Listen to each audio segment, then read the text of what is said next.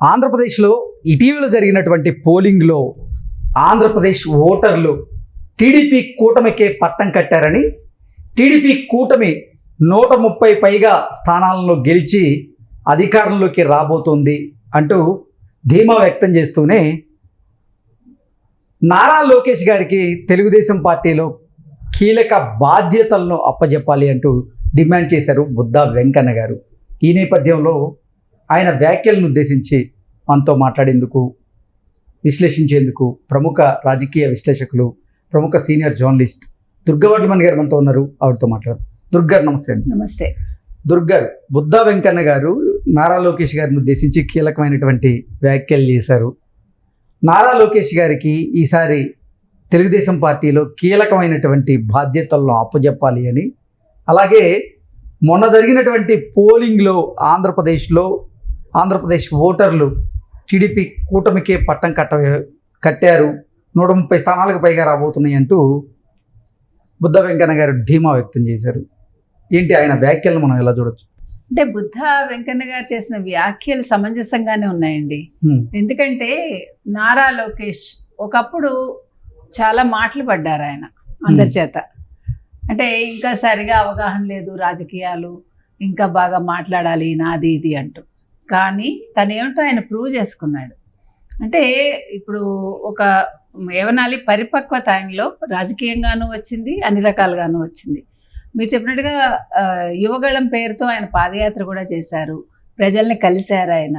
ఒక్కొక్కళ్ళతోటి అంటే ఒక్కొక్క నియోజకవర్గానికి వెళ్ళి వాళ్ళ సమస్యలు తెలుసుకోవటం, వాళ్ళకి ఏం కావాలి. ఎందుకంటే ఇప్పుడు వైసీపీ ప్రభుత్వం వచ్చాక ప్రజలు చాలా ఇబ్బందులకు గురవుతున్నారు. కాబట్టి ఒక్కొక్క ప్రాంతంలో ఉండే సమస్యలు తెలుసుకుని ఆయన, ఆ తర్వాత ఇంకొక పెద్ద విషయం ఏంటంటే, అంటే జరిగిన అన్యాయాలను ఆయన రెడ్ బుక్ అనే ఒక పుస్తకాన్ని పెట్టి అందులో రాసి దాన్ని గుర్తుపెట్టుకోవటం జరిగింది. అంటే ఇవన్నీ ఒక బాధ్యత గల నాయకుడు చేస్తాడు. కాబట్టి ఒక బాధ్యతాయుతమైన నాయకుడిగా, ఒక మంచి రాజకీయ నాయకుడిగా ఆయన ఎదిగాడని మనం చెప్పుకోవచ్చు. ఆయన మాట మారింది, నడత మారింది, అన్నీ మారాయి. అంటే ఇప్పుడు ప్రజలను ఎలా ఆకర్షించాలి, ఏ రకంగా మాట్లాడాలి, మనం అంటే జరిగిన విషయాలు తెలుసుకోవటం, దానికి తగ్గట్టు మాట అంటే సరిగా మాట్లాడగలగడం, చక్కటి ప్రసంగాలు చేయగలగడం, ఇట్లా అన్ని విషయాల్లోనూ ఆయన తన్ని తాను మలుచుకున్నారు. ఆ మలుచుకోవటంలో ఆయనకి అటు పార్టీ సహకరించింది, ఇటు కుటుంబం కూడా ఆయనకు సహకరించింది. ఎందుకంటే భువనేశ్వర్ గారు కూడా కొంచెం స్ట్రిక్ట్గా ఉంటారు, మా అమ్మగారు అని చెప్తారు ఆయన. తల్లి ఎప్పుడు కొంచెం స్ట్రిక్ట్గాను ఉంటారు, ప్రేమగాను ఉంటారు. సో ఆయన్ని అన్ని రకాలుగా మలచడంలో అటు బ్రాహ్మణి కూడా అతనికి చేయూతనిచ్చి ఉండొచ్చు. సరే, ఇంకా చంద్రబాబు నాయుడు గారు చెప్పక్కర్లేదు, ఆయన మాట్లాడకపోయినా కూడా ఆయన ఏ రకంగా ఆయన ఇంతకాలం పరిపాలన సాగించారు, రాజకీయాల్లో ఏ విధంగా ఉన్నారో అని తెలుసుకుంటేనే లోకేష్కి ఒక అనుభవం వచ్చేస్తుంది. సో ఆ అనుభవాన్ని అతను ప్రోధి చేసుకున్నారు. ఈ 5 ఏళ్లలో అతను చక్కటి నాయకుడిగా ఎదిగారు. కాబట్టి బుద్ధా వెంకన్న గారు చెప్పినట్టుగా అతన్ని తెలుగుదేశం రాష్ట్ర అధ్యక్షుడిగా చేయడం సమంజసమే. అయితే బుద్ధా వెంకన్న గారు ఇంకా చాలా రకాలుగా వ్యాఖ్యలు చేశారంటే మంచిగానే.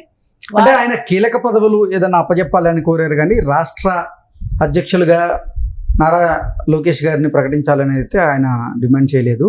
అంటే ఎటువంటి కీలక బాధ్యతలు అప్పజెప్పే అవకాశం ఉంది అంటే ఏం చెప్తారు?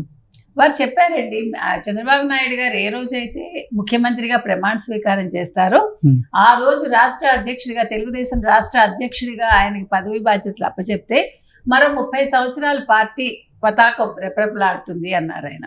అయితే అచ్చెన్నాయుడు ఇంతవరకు రాష్ట్ర అధ్యక్షుడిగా చాలా చక్కగా పనిచేశారు. కాకపోతే ఎలాగ అచ్చెన్నాయుడు ఒక మంత్రిగా ఎదుగుతారు కాబట్టి, ఇప్పుడు మంత్రి పదవులు అందుకుంటారు కాబట్టి వారి ప్లేస్లో వీరిని పెడితే బాగుంటుంది. అంటే యువత కాబట్టి, యువగళం కాబట్టి ఈయన్ని రాష్ట్ర అధ్యక్షుడిని చేస్తే, ఇప్పుడు ఎందుకంటే మార్పు అనేది వచ్చింది కదండి, సంఘంలో కూడా మార్పు వచ్చింది. సమాజం ఏ విధంగా ఉందంటే, ఇప్పుడు చంద్రబాబు నాయుడు గారి తరానికి ఇప్పుడు తరానికి వీళ్ళిద్దరి మధ్య వారిది, అంటే అచ్చెన్నాయుడు కావచ్చు, చంద్రబాబు నాయుడు గారు కావచ్చు, ఆల్మోస్ట్ కొంచెం తేడా వాళ్ళిద్దరికి. మళ్ళీ వీళ్ళిద్దరికి లోకేష్కి తేడా ఉంది. కాబట్టి ఆలోచన సరళిలో కూడా మార్పు ఉంటుంది. అంటే ప్రజెంట్ యువతకి ఏం కావాలి, ఇప్పుడు ఏం కోరుకుంటున్నారు, అలాంటి విషయాల్లో లోకేష్కి మరింత అవగాహన ఉంటుంది అనేది బుద్ధా వెంకన్న గారి ఆలోచన అయి ఉండొచ్చు. అయితే ఆయన ఏమన్నారంటే, ఒక బీసీ కార్పొరేషన్ అలాంటి దానికి అచ్చెన్నాయుడు గారిని అధ్యక్షుని చేస్తే బాగుంటుంది అనే సలహా కూడా వారు ఇచ్చారు. ఆ తర్వాత ఇంకేం చెప్పారంటే బుద్ధా వెంకన్న గారు అన్నది, మనం ఎలాగా ఇప్పుడు ఈ ఎన్నికల్లో ప్రజలు తెలుగుదేశం వైపే మొగ్గు చూపారు, తెలుగుదేశం కూటమికే ఓట్లేశారు. ఖచ్చితంగా 130 సీట్లు తెలుగుదేశం గెలుచుకుంటుంది, కనీసం అంటే 130కి తగ్గకుండా అన్నది వారి ఉద్దేశం. కాబట్టి చంద్రబాబు నాయుడు గారు ఎలాగ ముఖ్యమంత్రి అవుతారు, ఆ తర్వాత వారి స్వీయ చరిత్ర రాస్తే బాగుంటుంది. అందులో తప్పకుండా నాకు అంటే బుద్ధా వెంకన్నకి ఒక పేజీ తప్పకుండా ఉంటుంది అన్నది వారి వ్యాఖ్యానం. ఎందుకంటే రాముడికి ఒక బంటులాగా నేను సేవ చేశాను, వారికి ఒక లక్ష్మణుడిలాగా లేకపోతే ఒక హనుమంతుడిలాగా నేను సేవ చేశాను, నేను నా రక్తంతో వారి పాదాలు కడిగాను అన్నది ఆయన చెప్పిన మాటలు అన్నమాట. ఆయన చెప్పేది ఏంటంటే ఈ 5 ఏళ్లలో చంద్రబాబు నాయుడు గారు ఎన్నో ఎత్తుపొలాలు చూశారు, ముఖ్యంగా ఆయన అరెస్ట్ చేయటం అనేది చాలా పెద్ద విషయం. సో వీటన్నింటికి బదులుగా తెలుగుదేశం అంటే ఆంధ్రప్రదేశ్ ప్రజలు తెలుగుదేశానికి పట్టం కట్టారు, ఖచ్చితంగా తెలుగుదేశం గెలుస్తుంది, కూటమి, చంద్రబాబు నాయుడు గారు ముఖ్యమంత్రి అవుతారు అనేది వారు చెప్పిన మాటలు అన్నమాట. ఓకే, నారా చంద్రబాబు గారు సీఎంగా ప్రమాణ స్వీకారం చేసిన తరువాత నారా లోకేష్ గారిని ఆంధ్రప్రదేశ్ తెలుగుదేశం పార్టీకి అధ్యక్షులుగా ప్రకటించే ఆ పరిస్థితులు ఉన్నాయా, అవకాశం ఉందా అంటే ఏం చెప్తారు? ఖచ్చితంగా ఉంటుందండి. ఎందుకంటే అదే మనం చెప్తున్నాం, ఇక్కడ చంద్రబాబు నాయుడు గారి కొడుకుగా మనం లోకేష్ గారిని చూడొద్దు, ఒక యువ నాయకుడిగా చూడండి మీరు, ఒక యువతకి ప్రతినిధిగా మనం చూడొచ్చు. నెంబర్ 1. నెంబర్ 2, అతను చదువుకున్న వ్యక్తి, ఐటీ అంటే అవగాహన ఉంది, అంటే తండ్రికి ఎంత ఐటీ మీద అంటే పట్టుందో అదే విధంగా లోకేష్ కూడా ఉంది.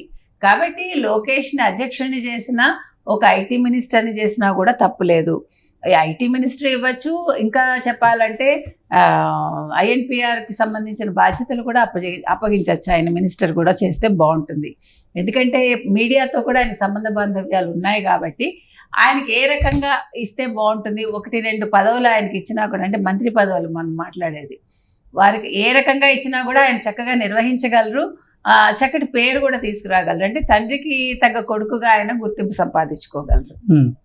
మంగళగిరిలో నారా లోకేష్ గారు ఈసారి భారీ మెజార్టీతో గెలవబోతున్నారంటూ అన్ని సర్వేలు కూడా ఘంటాపదంగా చెప్తున్నటువంటి నేపథ్యంలో నారా లోకేష్ గారు ఆంధ్రప్రదేశ్లో గనక ఇప్పుడు కూటమి అధికారంలోకి వస్తే ఆంధ్రప్రదేశ్ క్యాబినెట్లో ఆయనకి స్థానం ఉండే అవకాశం ఉందా లేదా అంటే ఏం చెప్తారు? ఉంటుందండి, అందులో ఏమీ డౌట్ అక్కర్లే. మనకి అధ్యక్షుడైనా కూడా అవ్వచ్చు కదా, తప్పే ఉంది అందులో. అధ్యక్షుడైనా కూడా మినిస్టర్ అవ్వచ్చు, 2 బాధ్యతలు ఆయన నిర్వహించగలరు. అంటే ఒక మనిషికి సామర్థ్యం ఉంటే ఎన్ని పదవులైనా నిర్వహించగలరు. కాబట్టి ఇప్పుడు అనుభవం తెచ్చుకున్నారు ఆయన, ఒక గుర్తింపు తెచ్చుకున్నారు, పార్టీలో కాదు ప్రజల్లో కాదు. కాబట్టి లోకేష్కి ఏ రకమైన పదవి ఇచ్చినా కూడా పదవికి వన్న తీసుకొస్తారు ఆయన. ఇప్పుడు ఆయన క్యాబినెట్ హోదా వచ్చినా కూడా అధ్యక్ష పదవి కూడా నిర్వహించగలరు, అందులో సందేహం ఏం లేదు. ఇంకొకటి మీరు మంగళగిరి అన్నారు, మంగళగిరి ఖచ్చితంగా ఆయన గెలుస్తారు. ఎందుకంటే ఈసారి మంగళగిరి కావచ్చు, కుప్పం కావచ్చు, పిఠాపురం కావచ్చు, హిందూపురం కావచ్చు, ఇవన్నీ కూడా ఈసారి చాలా ప్రెస్టీజియస్గా ఉన్నాయి.